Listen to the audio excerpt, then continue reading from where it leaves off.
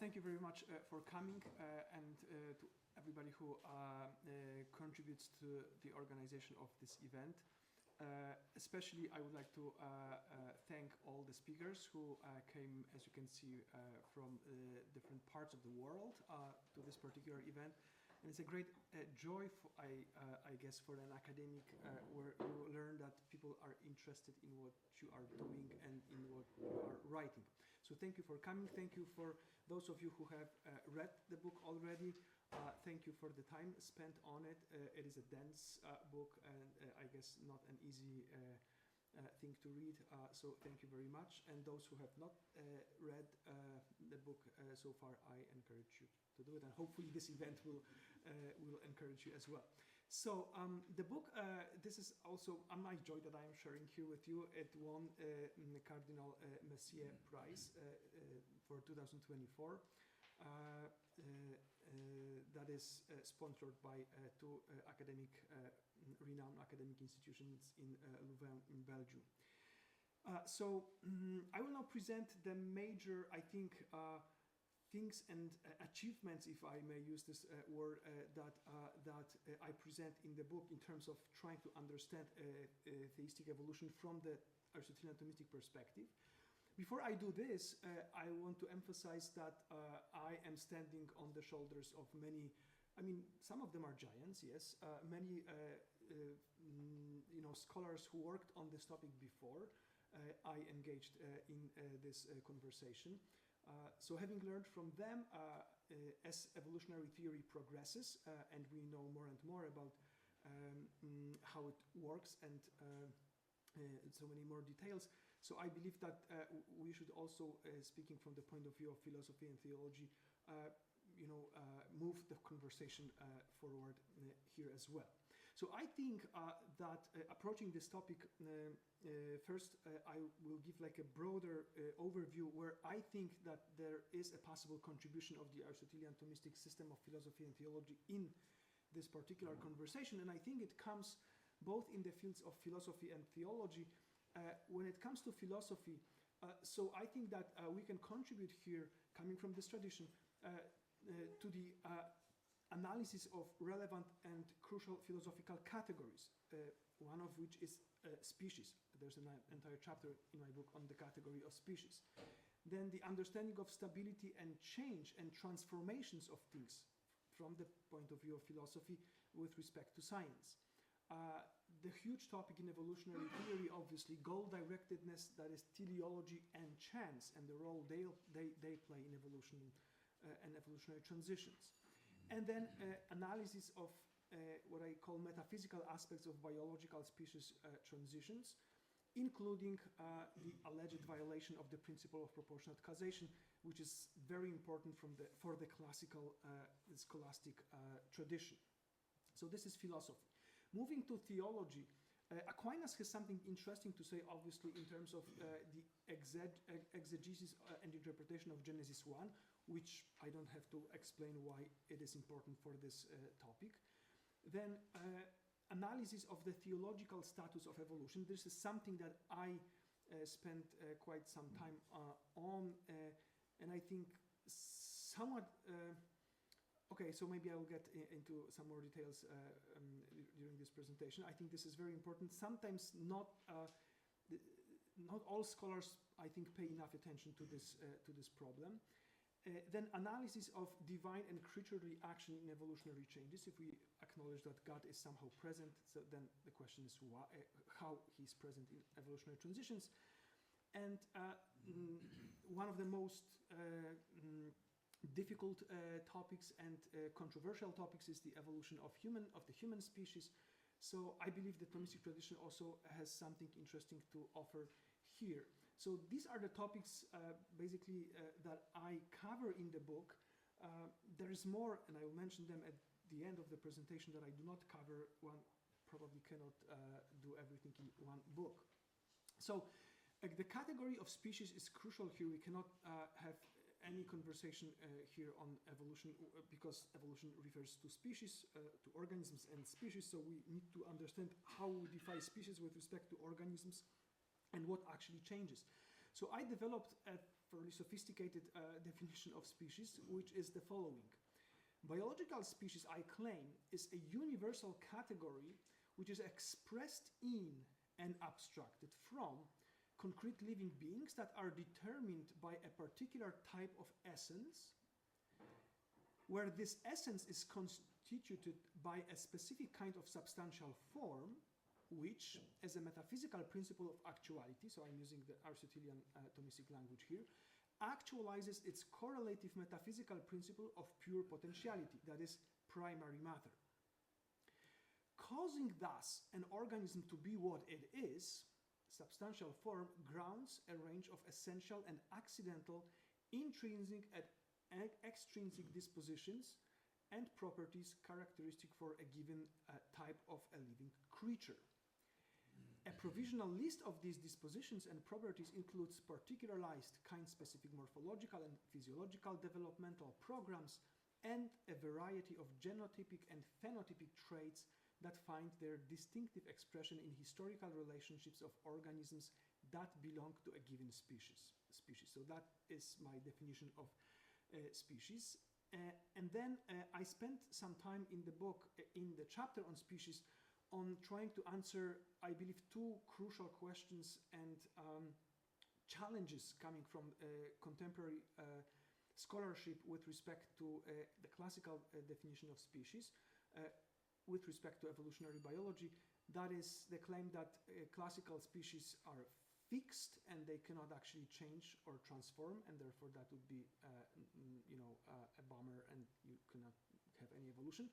And then the statement that, or the claim that the classical definition of species includes or introduces sharp or assumes sharp boundaries between species, where biologists today think that those boundaries are rather vague.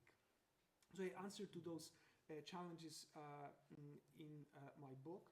And then what is also important, I try to, since I'm working on philosophy, both philosophy and theology, so I offer a chart in chapter 5 where I carefully, as much as I can, try to distinguish metaphysical and biological species and see how they are correlated, but where they are not entirely coextensive. And then I distinguish natural and biological and biblical kinds. So having defined species, I suggest that it is possible to speak about species transformism from the point of view of Aristotelian and Thomistic philosophy.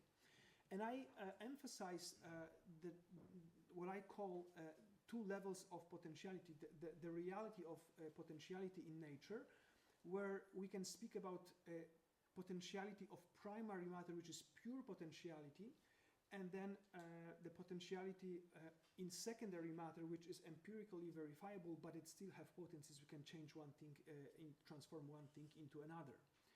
So I say that those two levels, and I show how those two levels of potentiality, they ground the flexibility of the dynamic processes in nature, where virtually all logically possible species or types of things may come into existence. And I obviously back it up with many references to Aristotle and Aquinas, but I would mention just two of them which are crucial here. In a way, I'm using them instrumentally, but I believe in a fair way, so that I don't betray or go against the system. But in commentary to metaphysics, Aquinas says, from the things which are said, then it is evident that there is one first matter for all generable and corruptible things, that would be primary matter, but different proper matters for different things. And I believe we can interpret it as secondary matter. But even more importantly, he says, from the fact that matter is known to have a certain substantial mode of existing, matter can be understood to receive accidents by which it is disposed to higher perfection, so far as it is fittingly disposed to receive that higher perfection. So I believe, based on these and many other elements of this philosophical system, we can suggest something that Aquinas did not suggest, because he didn't know the science of today, that natural kinds may be thought as evolving. And then I offer my suggestion of how that happens. So I speak about or claim that we can take into account a series of minor genetic and epigenetic, as we know today, changes within a given lineage of a given species. And then the accumulation of those minor, which leads to accumulation of minor phenotypic variations, which from the point of view of Aristotle and Aquinas would be accidental changes, new accidental forms introduced to living organisms. All this leads to gradual change of the disposition of primary matter underlying organisms within this evolutionary lineage. And all this leads to the situation where we have ovum and sperm that are coming from organisms belonging to a particular species, and primary matter that underlies them is disposed in such a way that when they merge, what comes out of it is a new organism that actually belongs not to the same species but to a different species. So having said this, and this is the first chapter where I actually begin with this model and then work from it towards different directions, and I justify it in various ways. So in this chapter, I also strive to answer this difficult question about the principle of proportionate causation. Many Thomists who are skeptical about evolution, they will respond to me and push back, saying the effect cannot be more perfect than its cause, and this supposedly happens in evolutionary theory, so Thomism can never accept this theory. So I have I go through several possible answers that were discussed more recently, and I pay, I guess, more attention to the one that emphasizes the complexity of the evolutionary causal matrix, where I emphasize we have to take into account a plurality of causes engaged in processes that extend in space and time, and only when we take all them together we can then speak about the causal input that is important for evolutionary transition. So it is unfair, unjust, and irrelevant to take just one last step, an organism A, two organisms from the species, let's say A, producing an offspring that belongs to another species. We cannot ignore all the contribution, causal contribution that happens on the way. And also I refer to Aquinas and his account of preparing and perfecting efficient causes, where he actually speaks about preparing efficient causes that prepare and dispose matter such that when the final perfecting efficient causes arrives, it can transform into something different. And I in terms of analogously use this in reference to evolutionary transitions. So once again, therefore, I emphasize something that is crucial, and I believe Professor Kuebler will speak about this, which is the enormous complexity of evolutionary transitions, where we have those aspects that have been discussed already by modern evolutionary synthesis in the 20th century, and even more aspects, really fascinating and interesting aspects, which actually transform understanding of evolutionary theory today, and we categorize them under the label of extended evolutionary synthesis. So then I address in the third chapter natural selection, teleology, and chance. So I show how we move, actually, not that we can move, but how we actually move from fairly reductionist, materialistic understanding of biological reality to the retrieval of teleology and natural goal-directedness in contemporary scholarship, which gradually happens. I mean, it's not everybody embraces it, but you do not have a textbook in philosophy of biology without a chapter on teleology and goal-directedness, which shows that this topic is present and discussed. So I show, historically speaking, Darwin as actually teleologist. I show the conversation where some claim, no, he absolutely rejected teleology and got rid of it, and other critical scholars who actually are very well like trained and know historically Darwinism and repercussions of Darwinism, who actually show that he did not reject teleology, he rejected vitalism and divinely, that is directly designed adaptation, for example, fostered and promoted by William Paley, but he, as some scholars claim, he actually reinvented what we would call natural teleology in the Aristotelian sense. So I show that evolution is an interplay of regularity, order, and chance, where teleology is related to substantial form, obviously, and it should be defined as natural tendency of things to realize what is proper to their nature. I believe you can defend this in reference to contemporary notion of biological systems. And chance, I spent quite some time on chance, which actually Aristotle also does. You can see how he struggles with this category, as we do, I believe, today still.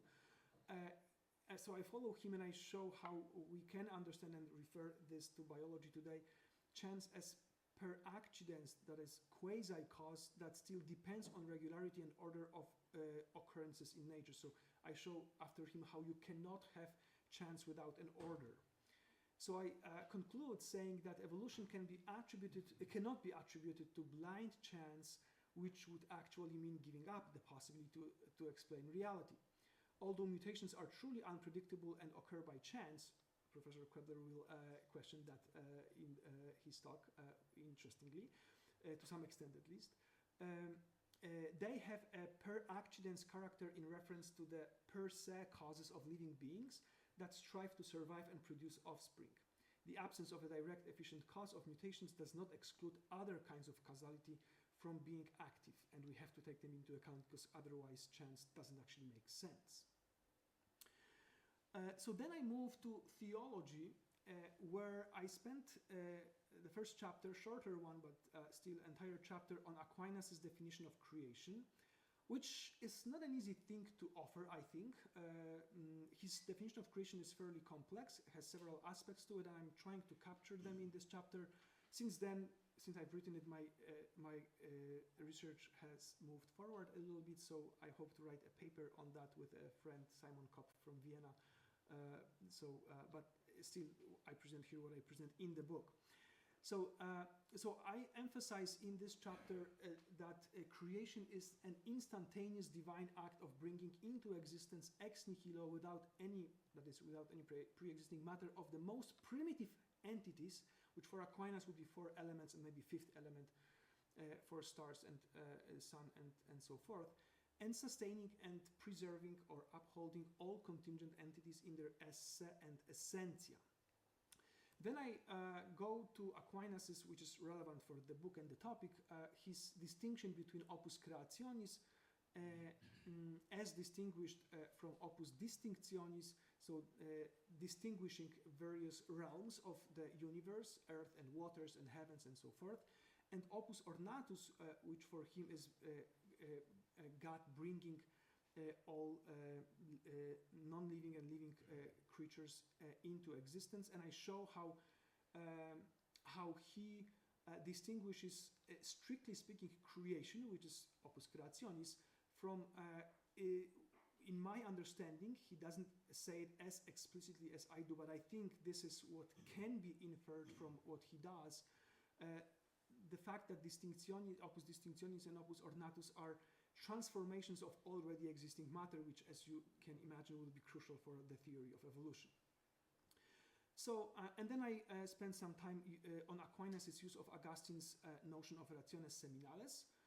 So this is a way for Augustine to say everything was already present in this first instantaneously brought into existence primitive stuff, but it was present in this in the form of those like seeds of potentiality. So not everything that we see today was present at the beginning, but it in a way was present. So the question is how Augustine understands it and how Aquinas understands this potentiality and how we can make sense of it with respect to contemporary biology. So interestingly, in reference to those rationes seminales, even though Aquinas doesn't mention this term in his reflection on Genesis 1, but he does in several other contexts, he says plants and trees might have been produced in their origin or causes, that is, the earth receives the power to produce them down the road, right? They were subsequently brought into existence in the work of propagation. And then, similar with fishes and birds, they were produced by the nature of waters on that fifth day potentially. And animals whose production was potential as well. I also spent some time trying to note and distinguish and see how consistent Aquinas is here when he distinguishes creatio from productio, because he uses productio here with respect to unfolding of already existing matter into those more complex beings. So then I offer what I call a Thomistic version of theistic evolution, which in the book has 8 postulates. Then I have written an article version. So this is, if you don't have time to read the entire book, there's an article where I summarize most of the important things that I do in the book. It is available online and free. You don't have to pay for it. And there in response to some first reactions to the book, I extended to 10 postulates. I believe 3 of them were already one way or the other covered in what I have presented so far. So the remaining ones, the first 3 ones refer more to philosophy, and the theological ones are the following. I say that theologically speaking, this attitude emphasizes that after Aquinas, that the initial act of creation again is restricted to the creatio ex nihilo of the most basic physical matter of the elements and keeping the ever transforming and changing universe in existence. Hence, it clearly distinguishes between creation and the processes of emergence of new things from already existing secondary matter of the universe. 5. Thomistic version of theistic evolution interprets the continual and ongoing process of micro and macro evolution as belonging to the work of adornment, opus ornatus, whose subsequent stages are not limited to the closed and past time interval, but extend through the entire history of the universe. It also acknowledges that the perfection of the universe can grow daily, not only with regard to the number of individuals, but also with regard to the number of species. 7. Theistic version of theistic evolution assumes that, with the exception of humans, substantial forms of the first exemplars of new species are educed from the potentiality of primary matter. It also states that the similarity between parents and their offspring, including offspring belonging to a new species, should not be understood as an absolute, strict, and non-exceptional qualitative identity of their substantial forms. Rather, it can be defined in terms of a proportional proximity of substantial form of the offspring when compared with the substantial forms of its parents. Point number 8. Thomistic version of theistic evolution holds that the origin of species occurs through the production from pre-existing matter with ancestry in a process of universal common descent in which God's agency concurs with the secondary and instrumental causation of creatures, and this proposal is grounded in the reinterpreted version of Augustine's concept of rationes seminales, which Aquinas uses in his Theology of Creation. 9. My point of view, which I believe is not only mine, but I present it here, does not require, this model does not require a direct divine intervention in the origin of a new plant or animal species. The exception is the human species, where the first human soul was created ex nihilo at the final step of the speciation process, and all subsequent, obviously, human souls are created ex nihilo at the moment of conception of each new human being. And then the last postulate is that this model remains open-minded in the ongoing debate on mono and polygenism with respect to the human species. So having said this, I then emphasize, and I spent an entire chapter on it, on this, from my point of view, crucial distinction between creation and evolution. Because I think those terms are being confused by many who participate in this dialogue. I speak about, and I show how theistic evolutionists think that evolution is part of divine creation. And they claim that God continues to create. They use the term creatio continua, very popular today. through evolution, introducing kenotic imitation to his omnipotence and allowing contingent agents to participate in his creative activity, which, as those of you who are Thomists, you know that Thomists skeptical about evolution, they will bring precisely this and say this is a heresy for Thomists. And I believe it is really problematic, and I show how Aquinas numerous times emphasizes that it is impossible for any creature to create either by its own power or even instrumentally, which I think within his system actually makes sense. And therefore I show and claim that evolutionary processes should be classified as processes of production. That is, processes within which an already existing matter is being transformed, giving origin to new types of non-living and living entities. And as such, they belong to divine governance of the created universe and not to divine creation, which is ex nihilo only. So, therefore, I claim that whenever evolutionary processes are characterized as being part or an aspect of divine creation, we must clarify that they may be classified as such only indirectly, that is, in a derivative sense of this term. But I say, at the end of the day, I think that the category of evolutionary creation is inadequate and should be simply abandoned. Having said this, I then engage the question of divine concurrence of divine concurrence with natural causes in evolutionary transitions. So here I engage the machinery, the metaphysical machinery of Aristotle and Aquinas, which I actually I don't know if I extended or not, but I suggest that with respect to existence of things, we should list three aspects of existence: coming into existence, continuing existence of a given thing, here a living organism, let's say, and existence as such, metaphysically speaking, taking as some sort of perfection that is present in the universe.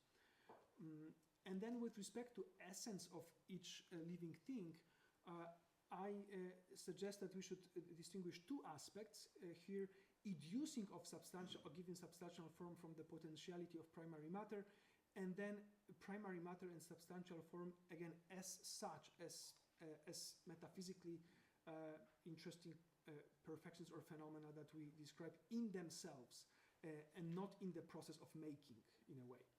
And then, as you can see, those asterisks, I then what would be the proper verb?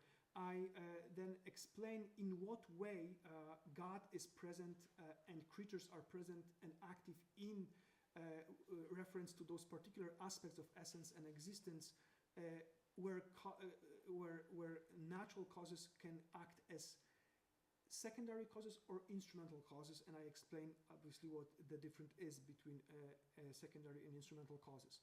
So all this leads to fairly sophisticated diagrams of evolutionary transitions. I will not discuss them here, but like I do this in the book, I try to distinguish the transcendental realm of causation from which God acts in nature and the immanent realm of causes, and then how those causes come together and cooperate in evolutionary transitions. And then with respect, coming to an end, with respect to the theological anthropogenesis and evolution, so here there is something that I am quite sure about, and and this is a claim that I make, where I offer a critical analysis of the received statement, where evolution is thought to give the origin to human body as coming from pre-existent and living matter, while human soul is created by God ex nihilo. This is something that is, as you can see, confirmed, introduced by Pius XII, although he does it in like following first Catholics and also non-Catholics who respond to evolutionary theory right after Darwin publishes his book, in fact. But this is an official document of the Church where Pius XII follows this model, and then that happens in Humani Generis. John Paul II confirms it later on. So I have difficulty with, I mean, I understand why this language is being used, but I have difficulty with it from a philosophical and theological point of view, and I think that there's a need of correction of what I call dualistic overtones of these proposals. Body like formed separately and God sending the soul into this body. And I claim, and actually Benedict XVI notes that, and I show that in the book. So I claim that God creates ex nihilo the first human soul, which actualizes, it does not enter an organism, a living organism of a hominin. It rather actualizes primary matter, which is, again, properly disposed in evolutionary processes. And I say this, and I claim it is true, because I emphasize there that the proper correlate of human soul, which is a metaphysical principle of substantial form, is not human body, which is a material thing, but primary matter, strictly speaking, primary matter, which, again, is properly disposed to be informed by it, but primary matter is again, a metaphysical principle which is correlative to the metaphysical principle of substantial form. So I follow here, I'm not that original here, although this claim made by Marie d'Almagleroy was somewhat forgotten, so I bring it back, where he says it is only after the infusion of the soul, I don't like the language of infusion, but he still uses it, and because of the infusion itself, that man is constituted as a living being. And importantly, he says, before infusing the spirit, there was nothing human, not even the body, inasmuch as human flesh cannot exist without the soul, which is its substantial form. So for me, transition happens at the moment of conception, where primary matter underlying ovum and sperm is disposed in a way that it can be actualized by the first, in this case, first human soul, which on this model is created by God ex nihilo, and it actualizes this primary matter in the way that first human being comes into existence. So, and then I spent the remaining part of the 8th chapter on discussing a fairly complex debate on mono and polygenism with respect to the human species. And I guess, I mean, I don't know what is the impression of those who read the book. I tried not to take a position there. Some people who read the book claim that I definitely take a position, but I don't think I really do. I'm open-minded here. And I find both arguments on the side of mono and polygenism being interesting. So this is what I do in the book. What I don't do in the book, and I mean, there was a limit to its length. I mean, some people write 800 pages long books, and actually there was a scholar in Chile who has written recently a gigantic book on theistic evolution from the same perspective, in which he numerous times he mentioned me. He sent me the book. It has been published this year in Edizione Scolastica. So some people do that and are allowed to do it. I mean, Cambridge University Press set up the limit, which I think is just. I don't think we like books that are 800 pages long. So what I don't do in the book is that. What could be? I mean, more should be said on mono versus polygenism in reference to original sin. I mentioned original sin when it is needed there, but I don't enter into a very complex debate on understanding of original sin with respect to evolution and biology. And then obviously I mentioned it, but very shortly, the question or the difficulty of the original human state, the state of original justice and righteousness and preternatural gifts, which Aquinas takes for granted from Augustine and tries to understand as much as he can. So I don't enter this conversation. The problem of pain, suffering, and death in evolutionary process. So the question of theodicy. I don't. Again, another topic that is difficult from the classical point of view is the human being as the crown of creation and the pinnacle of biological evolution, and therefore questions concerning continuing human evolution, post-humanism, new higher intelligent species on Earth and in the cosmos. But we have Andrew Davison, who recently published a book with Cambridge on that very topic, so he actually fills the lacuna in terms of what I don't do. This is my book. If you don't have it and you would like to have it, there is a flyer there with 20% discount that you can, it's still very expensive. I don't know why. It's not me who set up the price. Thank you very much. My time is done, and I will leave it for those who comment on the book now. Thank you.